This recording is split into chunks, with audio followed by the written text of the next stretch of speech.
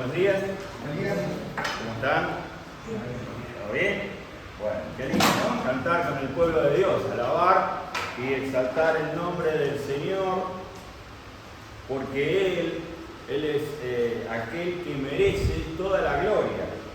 La iglesia fue salvada, fue redimida, fue sacada del mundo en cuanto a lo que fuimos apartados para su santidad, si bien físicamente estamos, para traer gloria y honra al Señor Jesús. Y en esta mañana venimos a honrar el nombre del Señor Jesucristo. En esta mañana yo les invito a que podamos tener una lectura en el Antiguo Testamento, en el libro de Crónicas, en el segundo libro de Crónicas.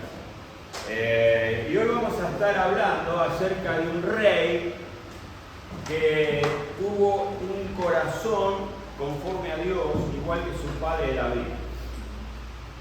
Este rey se llamó Ezequías. Y fue tan importante y tan influyente el impacto de Ezequías que hoy día ustedes pueden ir a Jerusalén y visitar la ciudad de Jerusalén. Y hay un acueducto que aún el día de hoy se mantiene funcional, por así decirlo, que se construyó en la época del rey Ezequías, cuando fue sitiada Jerusalén. Así que fíjense ustedes la magnitud del impacto que tuvo este rey en medio de su pueblo. La lectura va a ser en Segunda de Crónicas, capítulo número 29. Vamos a leer el texto y después vamos a recapitular un poquito la historia del pueblo de Israel, muy cortito, para así sabemos dónde estamos parados, porque hubo varias cosas que sucedieron después que el pueblo entra a Israel y toma posesión y se fundan las ciudades y allí se establece el pueblo de Dios con 12 tribus. Bueno, reinado de Ezequías, dice la palabra de Dios, versículo número 1 del capítulo 29, dice: comenzó a reinar Ezequías siendo de 25 años y reinó 29 años en Jerusalén. El nombre de su madre fue Abías, hija de Zacarías, e hizo lo recto ante los ojos de Jehová, conforme a todas las cosas que había hecho David su padre. En el primer año de su reinado, en el mes primero, abrió las puertas de la casa de Jehová y las reparó. Dice: e hizo venir a los sacerdotes y a los levitas y los reunió en la plaza oriental y les dijo: oídme, levitas, santificaos ahora y santificad la casa de Jehová, el Dios de vuestros padres, y sacad del santuario la inmundicia, porque nuestros padres se han rebelado y han hecho lo malo ante los ojos de Jehová nuestro Dios, porque le dejaron y apartaron sus rostros del tabernáculo de Jehová y le volvieron las espaldas, y aún cerraron las puertas del pórtico y apagaron las lámparas, no quemaron incienso ni sacrificaron holocausto en el santuario al Dios de Israel. Por tanto, la ira de Jehová ha venido sobre Judá y Jerusalén y los entregó a turbación, a execración y a escarnio, como veis vosotros con vuestros ojos. Y aquí vuestros padres han caído a espada, y nuestros hijos y nuestras hijas y nuestras mujeres fueron llevados cautivos por esto. Ahora pues yo he determinado hacer pacto con Jehová, el Dios de Israel, para que aparte de nosotros el ardor de su ira. Hijos míos, no os engañéis ahora, porque Jehová os ha escogido a vosotros para que estéis delante de él y le sirváis y seáis sus ministros, y le queméis incienso.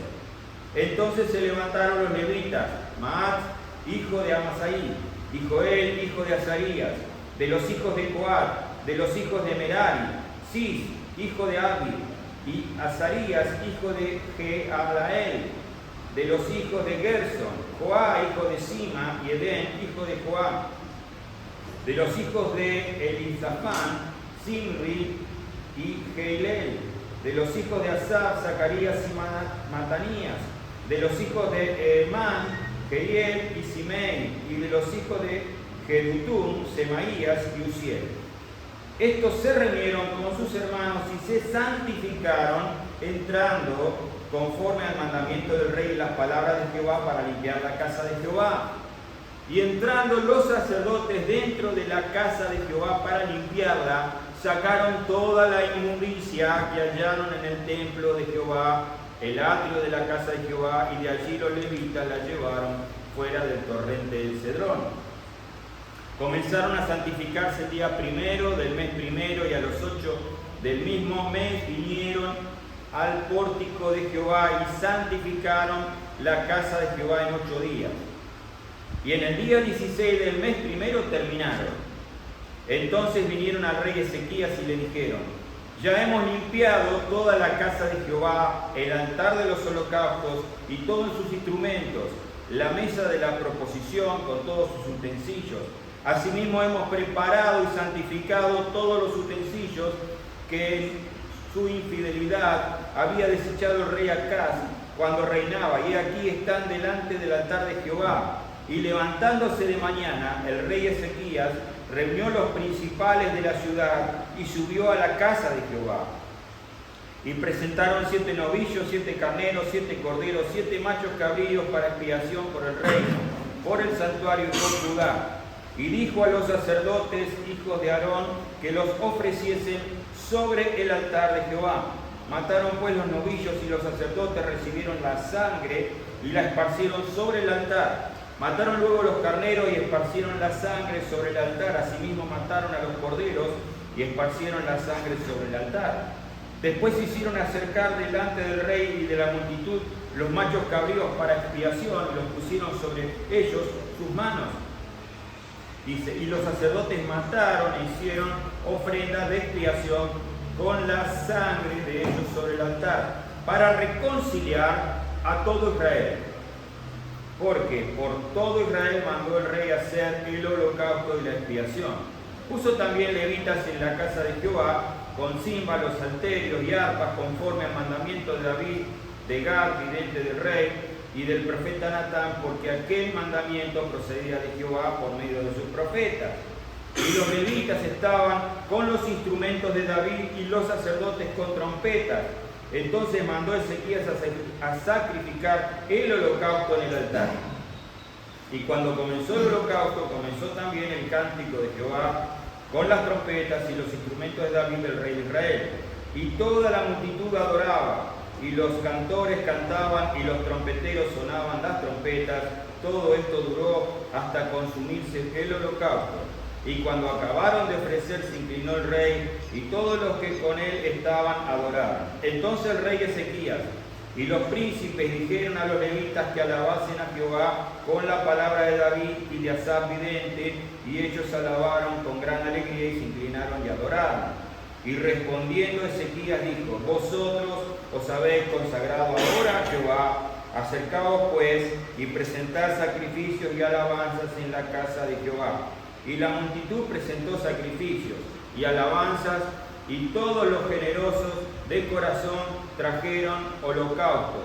Dice: y fue el número de los holocaustos que trajo la congregación 70 bueyes, 100 carneros, 200 corderos, todo para el holocausto de Jehová. Y sigue así la lectura de la palabra de Dios. En esta mañana vamos a pensar en esto, en un rey que tenía un corazón recto. ¿Qué significa tener un corazón recto delante de Dios? ¿Qué significa ser un cristiano que tenga un corazón recto, un corazón conforme al corazón de Dios? Bueno, vamos a recapitular la historia.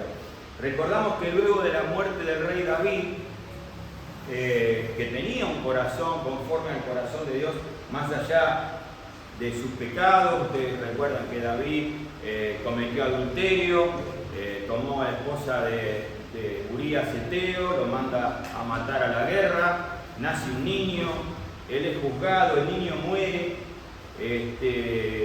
Ahí David se sume en una gran tristeza y angustia, y encontramos el Salmo 51, ¿no es cierto? Donde él reconoce su pecado.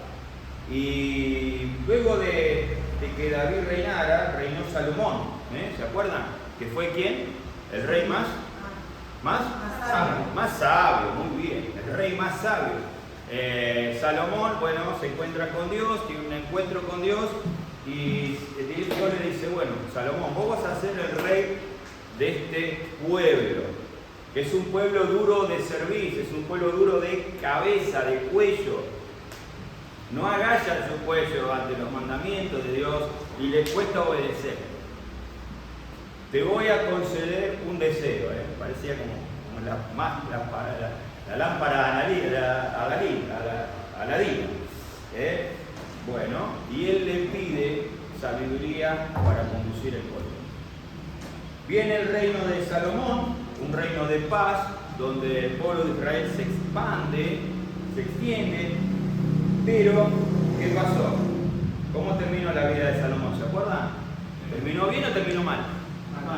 Mal, terminó mal.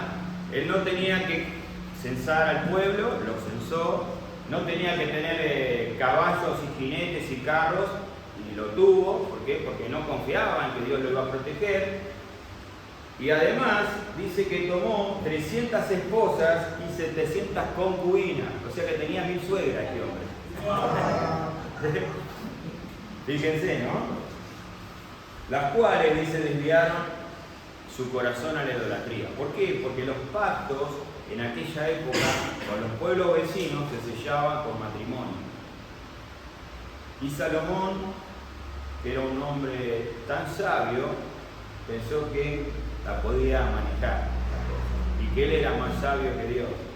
Y desobedeció al mandato de Dios y termina desviándose de su corazón. Con la muerte de Salomón, sube al trono de Israel su hijo que se llamaba Roboam. Entonces tenemos David, después viene Salomón y ahora viene Roboam. ¿Qué pasa? En la época de Salomón se estaba construyendo ¿qué cosa? O se construyó ¿qué cosa importante en el pueblo de Israel, en Jerusalén? El templo.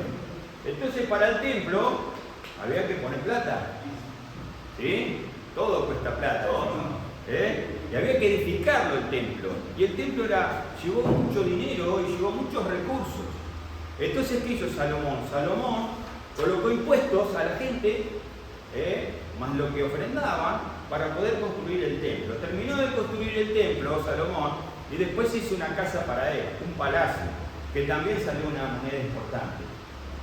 Cuando asume Roboam, dice que la gente viene al rey y le dice, mira, tu padre colocó impuestos sobre nosotros, la verdad que ya no los podemos pagar más. Y aparte era para construir el templo ya está. Así que te pedimos que bajes los impuestos. Miren, hay un problema impositivo. ¿Qué es lo que está pidiendo la gente hoy? Que bajen los impuestos, ¿no? ¿Qué dice Roboam? ¿Qué les parece? Dijo, sí, muchachos, quédense tranquilos, vayan. No, ¿Consultó con quién? los amigos. Claro, primero consulta con los ancianos, los que tenían experiencia. Dice, vengan, dice, ustedes que aconsejaron a mi padre, ¿qué les parece que tengo que hacer? Y dice, la verdad que si le bajás los impuestos, este pueblo te va a amar. Este pueblo te va a respetar como rey. Bueno, lo dejó a un lado y después sí consultó a los amigos. Dice, los jóvenes que se criaron, aristócratas, que nunca habían agarrado una pala, entre comillas. Y dice, ¿ustedes qué piensan? No, dice, ponele más impuestos, porque si no se van a rebelar. Entonces lo llama a los líderes del pueblo y le dice, miren, el dedo más pequeño de mi padre, el puño de mi padre va a ser menor que el dedo más chico mío. Ustedes me van a pagar no solamente lo que venían pagando, sino mucho más. Entonces ahí se fractura el pueblo de Israel y queda, porque se rebelan, porque aparece un hombre que se llamaba Jeroboam, hijo de Nabat, quien designó a Samaria como capital del reino del norte, con 10 tribus en el norte, y queda Judá en el sur, con las dos tribus, la tribu de Judá y la tribu de Benjamín y los levitas. Los levitas estaban en realidad distribuidos en los dos reinos, el reino del norte y el reino del sur. En el sur quedó Roboam como rey, cuya capital era Jerusalén, y en el norte quedó Jeroboam como rey, cuya capital era Samaria. Ahora en Samaria hicieron un templo. ¿Ustedes se acuerdan de la mujer samaritana, la historia de la mujer samaritana? ¿Sí? Bueno, ese templo era el templo que construyó Jeroboam, donde se colocaron 2 carneros de oro, y allí ellos llevaban adelante un culto idolátrico. Después leanlo y van a ver qué pasó, porque el pueblo del norte, digamos, de Israel, es capturado por los asirios. Vienen los asirios, quieren habitar esa tierra, y les fue muy mal. Dice que salían los osos y los despedazaban, entonces tuvieron que volver. Los sacerdotes hicieron un culto ahí idolátrico, mitad a Dios y mitad a los ídolos. Pero bueno, esto fue sucediendo y el reino del norte se fue deteriorando espiritualmente a mucha mayor velocidad que el reino del sur. Los reyes del norte fueron todos malos, todos, no se rescató uno. Los reinos del sur, algunos, muy poquitos, fueron buenos. Y en este caso tenemos al rey Ezequiel. Pasaron 12 reyes en Judá y 300 años hasta que se levantara un rey que tuviera el corazón conforme al corazón de Dios como era David. Y Ezequías era un rey que se levanta para hacer una transformación social y espiritual. Él cuando asume el trono dice, esto no puede seguir así. Tenemos que romper con este círculo vicioso y lo peor que estaba pasando, sucediendo, era la idolatría. El pueblo estaba sumido en la idolatría. Su padre, que era el rey Acaz, había metido adentro del templo toda la mugre que podía, había cerrado las puertas, las había quemado, había sacado el altar, lo había colocado a espaldas del templo y allí llevaba adelante un culto idolátrico. Entonces lo primero que vemos en Ezequías, que Ezequías cuando asume el trono es un rey con una paternidad divina. Él dice, yo quiero agradar a Dios. Ahora mi padre es Dios, no el rey acá. Yo quiero romper con ese vínculo, con esa historia. Su esperanza estaba puesta en Dios y no en el trono, y no en sus soldados, y no en su poder económico o en su poder político. Dice Segunda de Reyes, Segunda de Reyes, capítulo número 18, versículo 5. Hablando de Ezequías, dice, y Jehová de Israel puso su esperanza, ni después ni antes de él hubo otro como él entre todos los reyes de Judá, porque siguió a Jehová y no se apartó de él, sino que guardó los mandamientos que Jehová prescribió a Moisés. Fue un hombre obediente a la palabra de Dios. Dice que ni antes ni después hubo un rey en Judá como él. Se destacó por eso, por lo cual dice que él obedeció a la palabra de Dios. Cuando nosotros empezamos a leer allí en Segunda de Crónicas, capítulo 29, nos encontramos por ahí muy rápidamente un personaje que nos nombra la Biblia, y es su mamá, Abías. Abías era hija de Zacarías y podemos inferir que le había enseñado las Escrituras. La costumbre hebrea era que el niño, cuando nacía, hasta los 5 años, que era el tiempo del destete, estaba bajo el cuidado de la madre. Y la madre le enseñaba las Escrituras al niño. Fíjense lo importante que es que en la niñez nosotros, como padres, podamos enseñar las Escrituras a nuestros hijos. Como en casa, porque a veces decimos, no, pero en la iglesia, en la escuela dominical, los chicos aprenden la Biblia. Está buenísimo. Van a la reunión de adolescentes, estudian la Biblia, está buenísimo. Pero mucho mejor es que los chiquitos, desde niños, desde bebé, empiecen a escuchar las Escrituras en casa. Y no solamente escuchar las Escrituras, sino vivirlas de tal modo que el chico vea que haya una relación directa entre lo que se predica y lo que se hace en casa.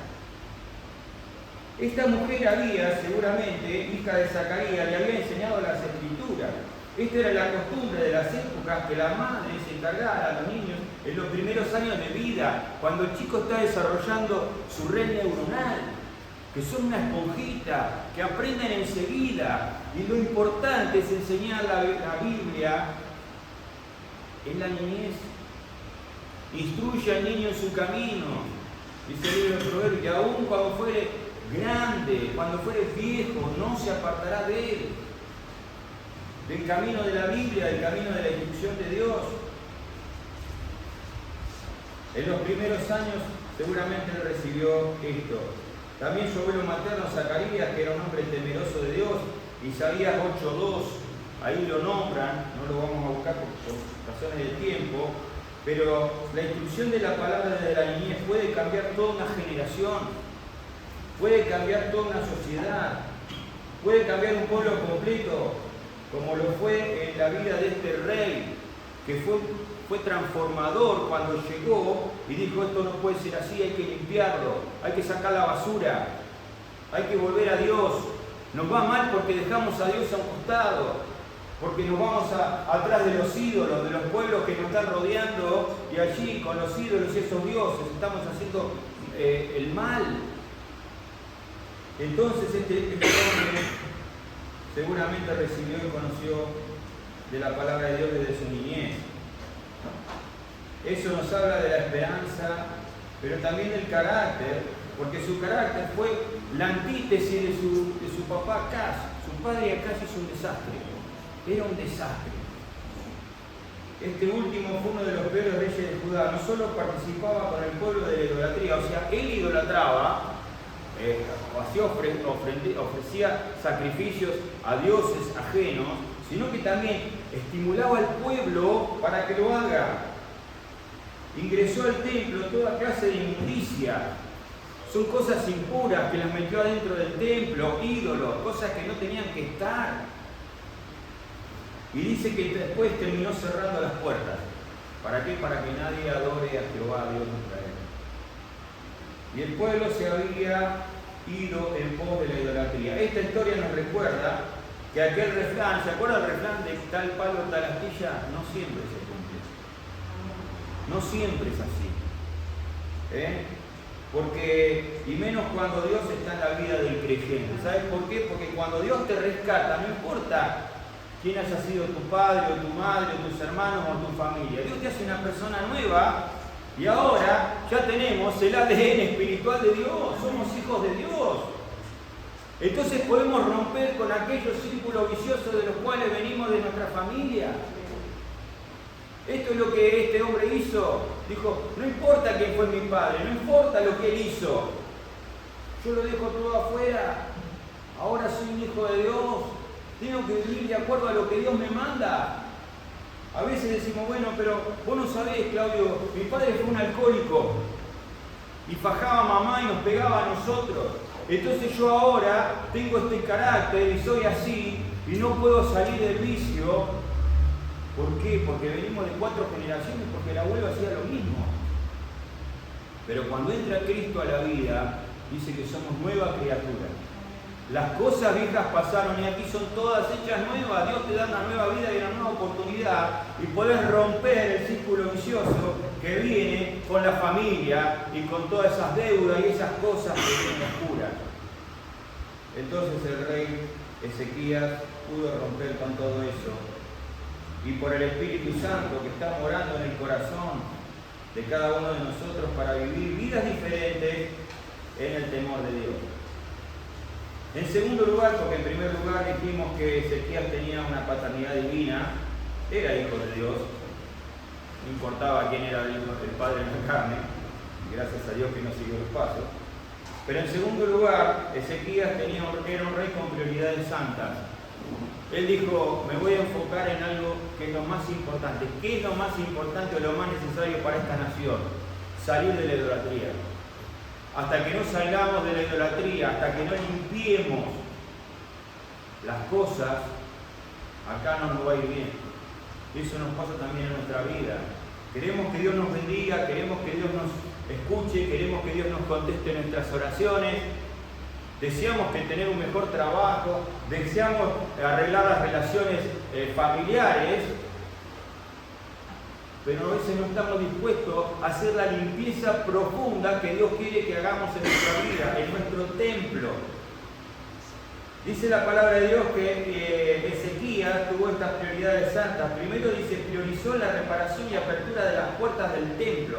Versículo número 3. En el primer año de su reinado, en el primer mes, abrió las puertas de la casa de Jehová y las reparó. Primero abrió las puertas.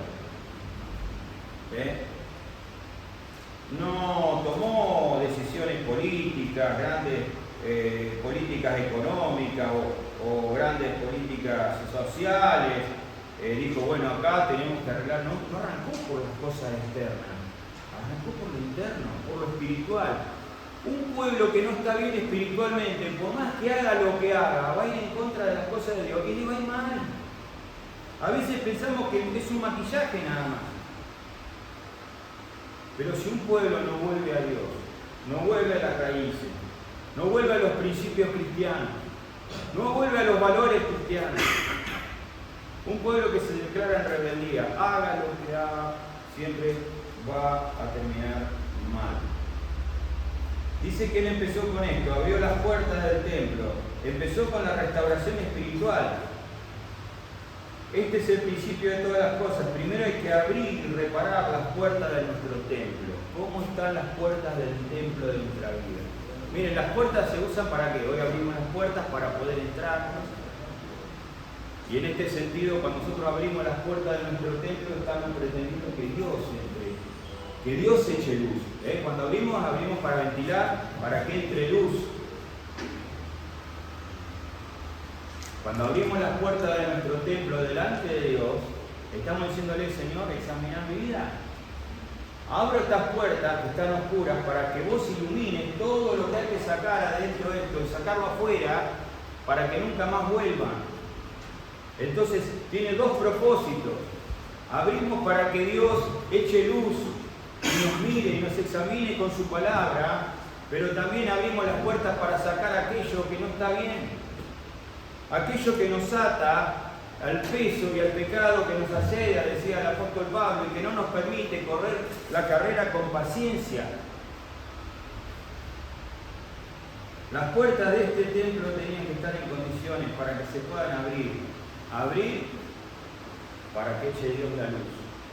Abrir para que salga todo lo malo, todo lo que no tiene que estar, y para que también podamos entregar la adoración.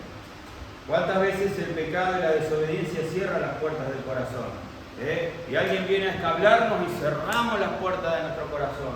Y la palabra quiere buscar, y el Señor Jesucristo, allí en Apocalipsis, está en una iglesia afuera y le está golpeando, dice, he aquí yo estoy a la puerta y llamo, si alguno oye mi voz y abre la puerta, yo entraré en él y cenaré con él y él conmigo.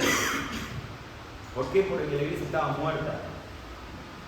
Y a veces cerramos la puerta de nuestra vida, de nuestro corazón, y el Señor está ahí afuera esperando y nos golpea.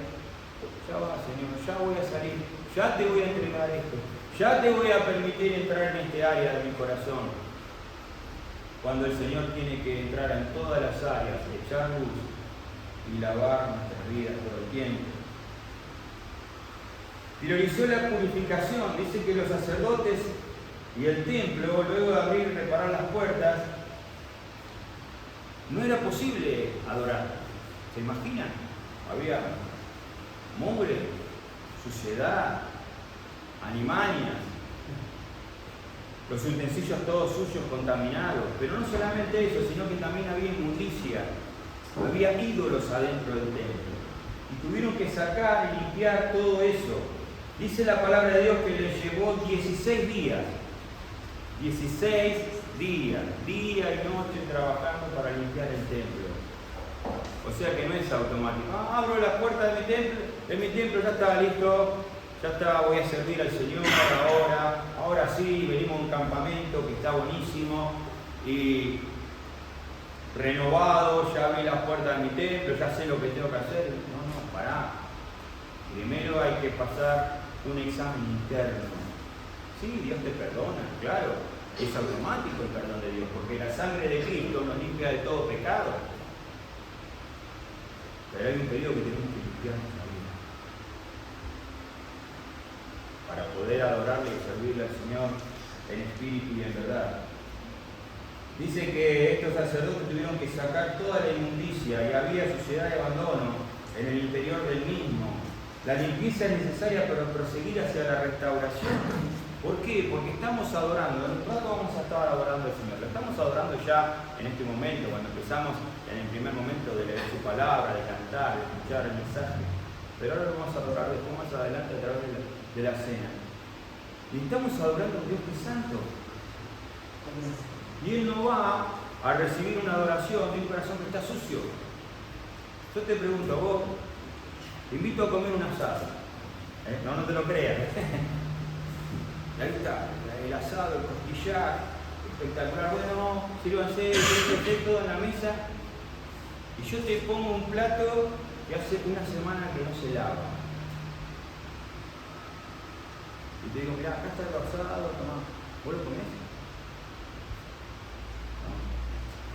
Mirá, Claudio, disculpame, este plato hay que limpiarlo, hay que lavarlo. Imagínense Dios que es un Dios santo. ¿Cómo Él va a recibir adoración de manos tan sucias, de corazón que es tan sucio? Por eso era necesario que el templo sea lavado, sea limpiado.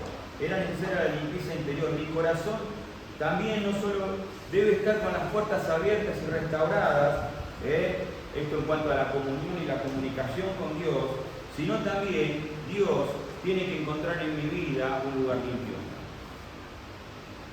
¿Para qué? Para que yo pueda adorarle, para que yo pueda prestarle a Él todo lo que soy, el sacrificio vivo, santo y agradable a Dios, que es nuestro culto racional, dice el apóstol. Yo quiero servir al Señor, genial, joven, adolescente, adulto, ¿querés servir al Señor? Hacelo. Pero ten en cuenta esto, tenemos que hacerlo en santidad, en pureza, en limpieza. Ahora vamos a decir, bueno, pero nadie es perfecto. No, nadie es perfecto, es cierto. Pero tenemos la confesión de nuestros pecados. Y lo que el Señor le dijo a la mujer, que era pecadora, vete y no peques más. No practicar el pecado. El creyente, el cristiano, no practica el pecado. Como Messi que practica el fútbol, y lo hace tan bien que hace maravilla. Nosotros tenemos que dejar el pecado. Y ocasionalmente sí caer en el pecado, claro. Pero tenemos que tener un corazón limpio. Priorizó, dice, el pronunciamiento del pecado de su pueblo. En el versículo 6 de lo que hemos leído, dice, porque nuestros padres se han rebelado. Dice, y han hecho lo malo ante los ojos de Jehová nuestro Dios, porque, dice, le dejaron y apartaron sus rostros del tabernáculo de Jehová y le volvieron las espaldas. Y aún cerraron las puertas del pórtico. Cortaron la comunión, apagaron las lámparas, símbolo de la palabra y del Espíritu Santo. No quemaron incienso, las oraciones, no sacrificaron holocausto. No había remisión de pecado, porque el pecado se limpia y se perdona con sangre. Hasta que vino la sangre perfecta del Cordero de Dios que quita el pecado del mundo, que es Jesucristo. Pero hasta este momento el único medio era la sangre de los animalitos que cubrían el pecado. Y ellos no hicieron nada de esto.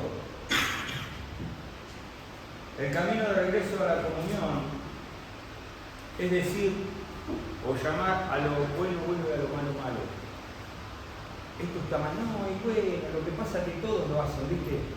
Todos hacen esto, todos hacen lo otro, todos evaden impuestos, todos miran alguna película medio picante, si todos lo hacen. ¿Por qué nosotros no podemos hacer? Todos mienten un poquito, pero nosotros tenemos que ser santos porque somos nación santa, pueblo adquirido por Dios. Dice que se rebelaron, hicieron lo malo, dejaron que el paganismo entre dentro del pueblo y adoraron a los ídolos, pasando aún sus hijos por fuego. Había un dios que se llamaba, dentro de los Baales, había un dios que se llamaba Moloch. Ese dios era un dios hecho de hierro, de bronce, que su interior estaba volcado y ahí ellos prendían fuego. Y una vez que eso se ponía al rojo vivo, que tenía sus manos, allí ellos colocaban a sus bebés en sacrificio a este Dios. Eso había hecho el pueblo de Israel. En eso habían caído. Por eso se pasaban a sus hijos por fuego, adoraron los Baales, quemaban incienso a la serpiente de bronce. No está en este pasaje, pero sí está en el de Reyes, que ellos habían guardado la serpiente de bronce. ¿Se acuerdan la serpiente de bronce que Moisés levantó en el desierto? ¿Que era para qué cosa? ¿Se acuerdan? ¿Para qué era? Sí, pero ¿qué había? Como el pueblo había pecado, qué raro, ¿no? En el desierto había murmurado en contra de Dios, Dios le manda serpientes ardientes, dice, víboras que eran venenosas, que mordían y no había suero angiofídico, no había nada. Chao. Entonces el pueblo clamó, Moisés clamó, y Dios le dice, bueno, así una serpiente de bronce, levantala, colocala bien en alto en el campamento, y aquel que sea mordido y mire la serpiente de bronce, sería salvo. Y eso era figura de Cristo. Así, Cristo fue levantado y aquel que mira con fe la cruz de Cristo es salvo. ¿Qué pasó a estos muchachos? Esa serpiente, una vez que ya no se necesitó más, porque era una figura en realidad, ellos la guardaron y ahora la ponían allí y adoraban a la serpiente de bronce también en vez de a Dios.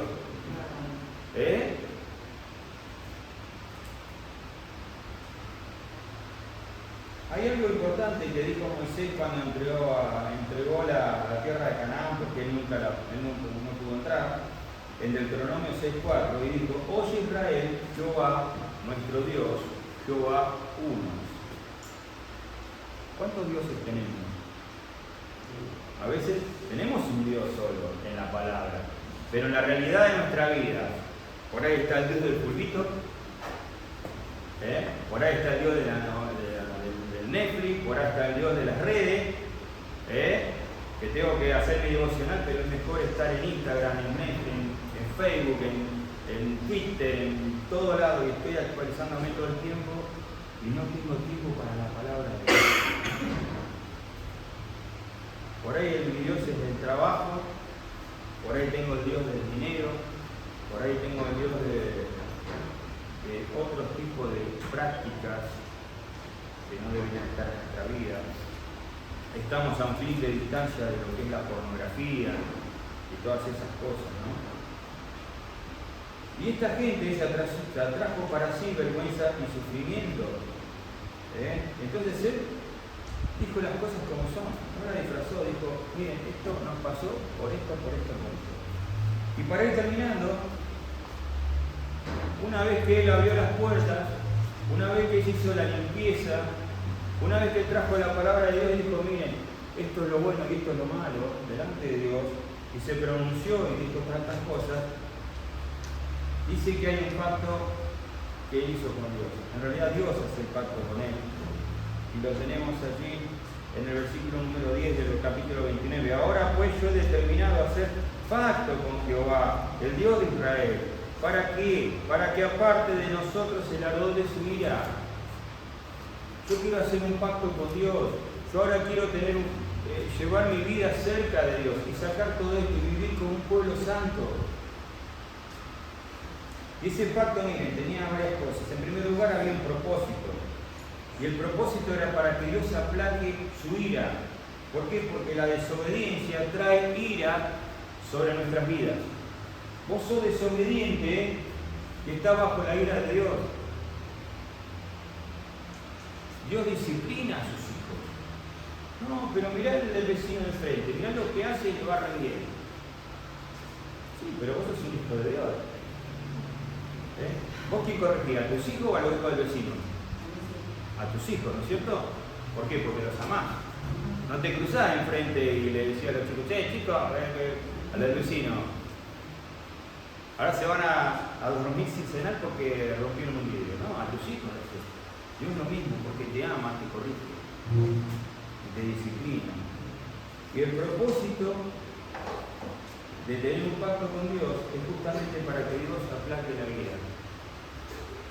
La desobediencia, como dijimos, trae ira y a su tiempo va a emitir juicio, disciplina, para todo aquel que rechace. Pues Dios, sabemos que es un Dios amoroso, pero es un Dios también justo. Es un juez justo. Y algún día Dios va a emitir todos sus juicios sobre este mundo. Sabemos que la iglesia va a ser llevada, va a estar en el cielo, vamos a estar en la boda del Cordero, pero esto acá va a ser un malvado. No va a dar por inocente al culpable. Hay un propósito en el pacto. En segundo lugar, hay una prerrogativa, es decir, un privilegio de servir en el templo nuevamente, los levitas. Es un privilegio servir a Dios, hermano. El tiempo desde la juventud, poder emplearlo y poder entregárselo a Dios. Estás capitalizando tu vida espiritual en el banco del cielo, donde nadie te va a sacar nada, nadie te va a poder robar nada. Dice versículo 11, hijos míos, no se engañéis ahora, porque Jehová os ha escogido a vosotros para que estéis delante de Él y le sirváis y seáis sus ministros y le queméis incenso. Dios ha elegido a su iglesia, Cristo ha elegido a su iglesia. Te escogió a vos, me escogió a mí. Nos redimió, ¿sabes para qué? Para que le sirvamos. Para que podamos ser una nación de sacerdotes que le adoren en espíritu y en verdad todos los días de nuestra vida. Dios es misericordioso y les dio este privilegio y les dio también una segunda oportunidad a su pueblo, como lo hizo también con nosotros el día que nos arrepentimos y creemos en Jesucristo como nuestro Salvador. En tercer lugar, hay una presentación, ahí en el versículo número 21, hay una presentación de ofrenda. Dice, y presentaron a los novillos y demás animalitos. ¿Para qué? Para la purificación del altar, la expiación de los pecados. Y esto nos habla acerca de que solamente la sangre limpia mi vida y tu vida. No nos limpia nuestra vida saber más de la Biblia, ¿sabes? No nos limpia nuestra vida poder cantar de acá adelante, que está buenísimo, tocar la guitarra, predicar. No nos limpia nuestra vida servir al enfermo, que está bien también. Lo único que nos limpia nuestra vida es la sangre del Señor Jesucristo. Solo la sangre de una ofrenda inocente puede limpiar la impureza y conseguir la paz con Dios. Nosotros, gracias al Señor Jesucristo, el Cordero perfecto que se entregó, que lo cantamos recién, el Cordero que sufrió a la muerte por mi pecado, puede pagar y limpiar todos nuestros pecados, pasados, los presentes y los futuros. La deuda está cancelada. Está fuera. ¿Qué esperamos para empezar a vivir vidas santas que Dios nos está invitando a hacerlo? Y finalmente las promesas de parte de Dios para su pueblo. Que fíjense ustedes cuando lo ven allí en el versículo 30, hay adoración y hay alabanza del pueblo de Dios. ¿Por qué? Porque había una nueva esperanza. Ellos entendieron que siguiendo a Dios se abría un nuevo horizonte. Dice entonces el rey Ezequiel y los príncipes dijeron a los levitas que alabasen a Jehová con las palabras de David y Asaf. Bueno, dice que alabaron, con gran alegría se inclinaron, adoraron, etcétera, etcétera, etcétera. Las promesas, vosotros os habéis consagrado, le dijo el rey. Dice, respondiendo Ezequiel, dijo, vosotros habéis consagrado ahora a Jehová. Acercaos pues y presentad sacrificios y alabanzas en la casa de Jehová. Y la multitud se presentó para sacrificar alabanzas y todos los generosos del corazón trajeron al campo. Yo no sé cómo hemos venido, hermanos. Capaz esta mañana vinimos con nuestras culpas, con nuestras caras, con nuestros problemas, con nuestros vicios, con tantas cosas. Es momento de empezar a abrir el corazón, las puertas de nuestro templo, si es que corresponde, que Dios nos limpie, que Dios nos ayude, que hagamos un pacto con Dios en esta mañana y que quizás querramos entregar nuestra vida en consagración al Señor para acercarnos a su presencia. La vida de este rey fue ejemplar en varios aspectos, dice, pero podemos destacar que al llegar al trono no demoró en acciones concretas. No demores si tenés que tomar una acción delante de Dios. No lo dejes estar, no lo dejes pasar, no esperes. Dice, debió tomar acciones, limpiar el pueblo de la idolatría, abrir el templo, restaurar la adoración. Y esto trajo alegría, dice, a todos Judá. Y más tarde tuvo que celebrar, dice, la Pascua. Ojalá podamos imitar su determinación y fe, sin importar ni el origen ni la clase social de los campos, no importa en dónde Dios nos ha llamado. Tenemos que vivir vidas que glorifiquen al Señor Jesucristo todos los días. Es lo más difícil. Acá en la iglesia por ahí es relativamente sencillo, ¿no? Porque hablamos todos bien, hermano, hermana, buen día, hablamos de la palabra de Dios, nos besamos con los puros santos, pero afuera de esto, cuando salimos a la calle, cuando estamos con nuestros compañeros de trabajo, nuestros compañeros de estudio, con nuestros amigos, con nuestros vecinos, ahí es donde tenemos que brillar, ahí es donde tenemos que ser sal y luz, para que las personas vean en nuestra vida al Señor Jesús y puedan conocerle como Salvador personal. Qué interesante, ¿no? Que ojalá podamos imitar también la vida del rey Ezequías. Vamos a terminar con una sencilla oración y luego los hermanos van a continuar con la oración. Le damos las gracias a nuestro Dios y Padre Celestial por la vida de este rey. Le damos gracias porque a través de la inspiración del Espíritu Santo, Señor, tú has dejado plasmada en las Escrituras